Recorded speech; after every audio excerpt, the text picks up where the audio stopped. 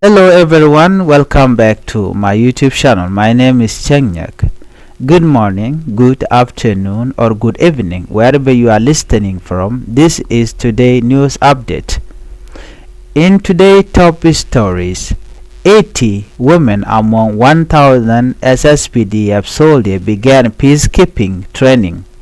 More than 1,000 soldiers from the South Sudan People Defense Forces, also called the SSPDF, officially started training for possible United Nations peacekeeping mission in South Sudan.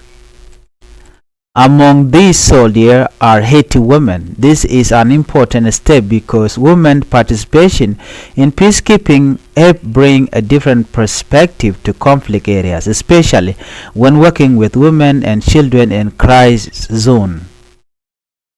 According to the SSPDF spokesperson, Major General Lu Rei-Kong, the training began this week at the Unity Training Center, which is located to the northwest of the capital city, Juba.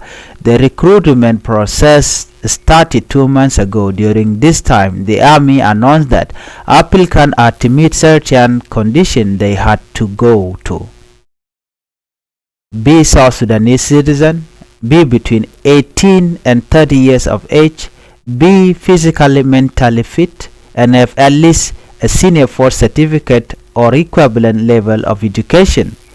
General Lu Rei explained that when the announcement was made, many young people showed interest in joining the recruitment were set to make sure the soldiers chosen would be ready for both the physical and mental demand of peacekeeping work.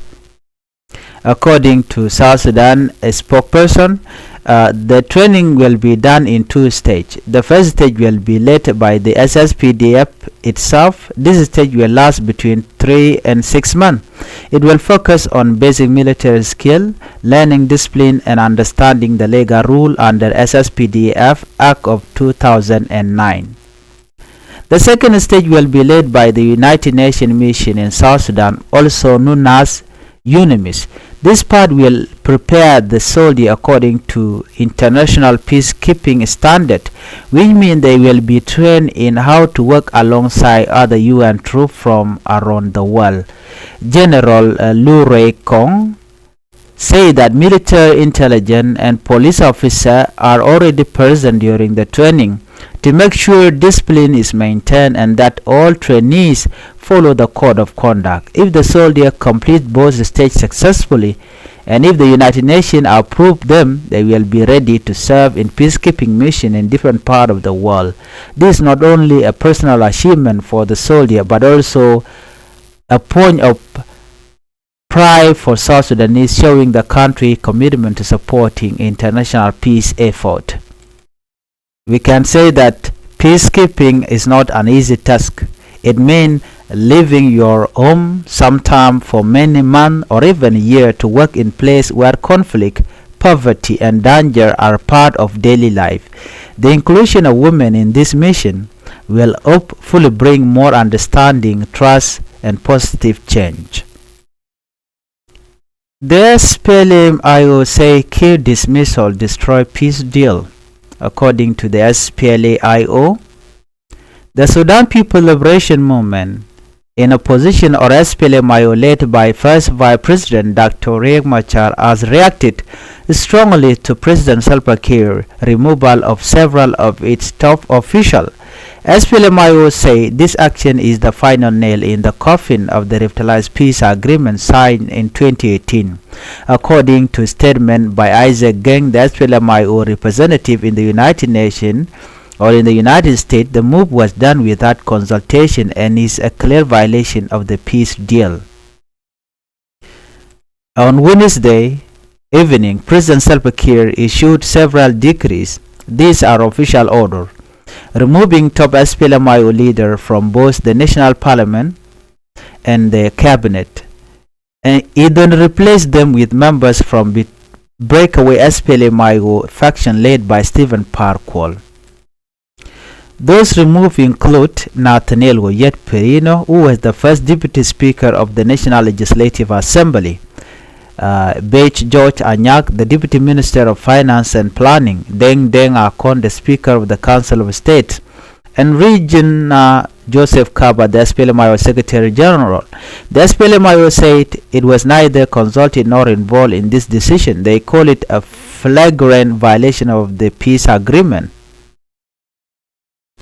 They also note that the timing is suspicious, coming just after a visit by the African Union Peace and Security Council. The SPLM-IO warned that if such action continue and if peace guarantor do nothing, the peace deal will collapse completely. For those who may not know, the 2018 revitalized peace deal, called the revitalized agreement on the resolution of the conflict in South Sudan, it was meant to end a year of fighting and bring stability to the country. If this agreement failed, South Sudan risked falling back into political and army conflict. A student leader warned parents of costly education fraud abroad. A former leader of South Sudan student in Rwanda, Ron Mawich Yagdeng, is warning parents to check on their children's education when they study abroad. A former leader of South Sudan student, Deng, said that some students use the money sent by their parents for other activities instead of studying. He shared the case of a female student from the class of 2024 who completely faked her graduation after failing her first-year finance courses. According to Deng, she went as far as to have a tailor make her a fake graduation gown, print a fake dissertation written by someone else, and she invited her father from Juba to attend the ceremony. On the day of graduation, her name was not read out. She lied to her father, saying it had been read in Kinyarwanda, the local language. She later claimed her certificate would be ready in 3 months, even though the school usually issued them in 2 to 3 weeks. It was only after the university spoke directly to her father that the truth came out. She had not been attending class and had no academic record for her second and third year. Deng said this is not a single case. It happened every year because parents do not check their children's mark regularly. He advised parents to request their children's academic transcript and to be active in confirming their progress. He also tells students to regularly check their online account called MIS or MIS account to make sure their grades are recorded correctly. Unity State collect over 100 guns in first disarmament phase. In Unity State, the Governor Justice Riek Bim has announced that more than 100 illegal guns have been collected in the first phase of a voluntary disarmament campaign. This follows a peace conference where local leaders, chiefs, and community elders agreed to remove illegal weapons from the population. The governor praised the work of local administrators and chiefs but urged them to collect even more weapons in the next phase. Officials said heavy rain are making it hard to reach some communities, but they remain committed to continuing the program. Disarmament is an important step in reducing violence, preventing revenge killing, and making communities safer.